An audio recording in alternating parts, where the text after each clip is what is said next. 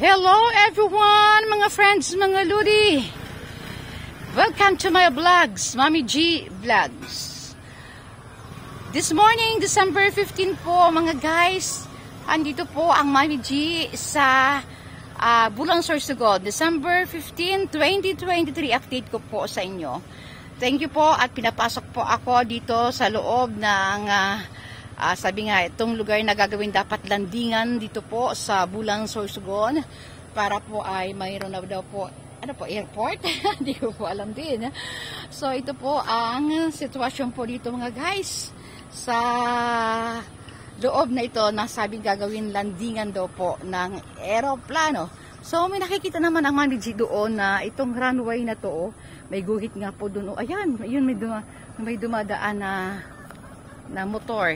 O nga, dito dapat to sayang para po mabilis sana maka-uwi ang mga galing po ng Bicol at ang yung mga, lalo na po yung mga senior citizens, di ba po? At talagang pwedeng isakay po kaagad sa aeroplano ng mabilisan. Ito po ngayon ang sitwasyon na to. At hindi naman po talaga na-develop na. Ito po, may mga andito, may mga ano po ito pala yan. Hindi ko na po alam kung ano po ito. Basta i-update ko po kayo ngayon sa nakikita po ng Mami G dito po sa gagawin dapat na landingan ng Bulang Sorsogon. Sana po ay matuloy naman po dahil sa para mabilis makauwi. Ayan, may nakikita nga po ako yung number na yun. So i-zoom ng konti ng Mami G at para makita ko po ang sitwasyon.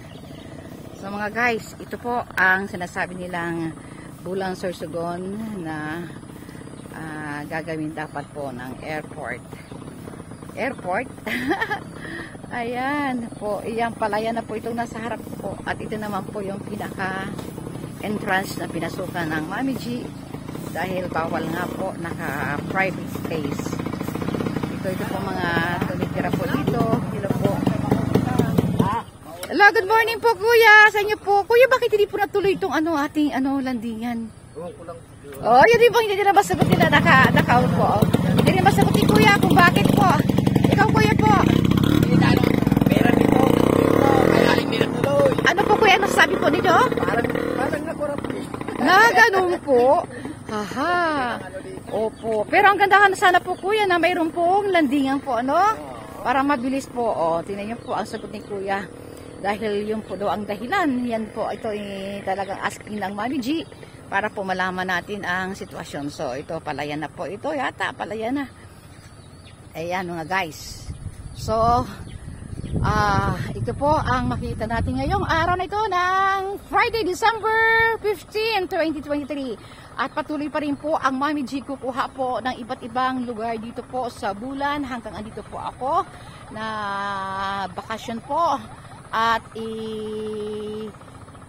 ibibideo ko po ang ibang mga lugar para makita naman po ng ating mga kababayan na hindi pa po umuwi ng Pilipinas, yung mga sa ibang bansa na hindi pa alam nila kung ano na bang sitwasyon dito. Ang update po ito po mga guys. Alright, thank you so much everyone and God bless mga guys. Thank you. Mabuhay po tayo ang mga kababayan nating mga nasa ibang bansa.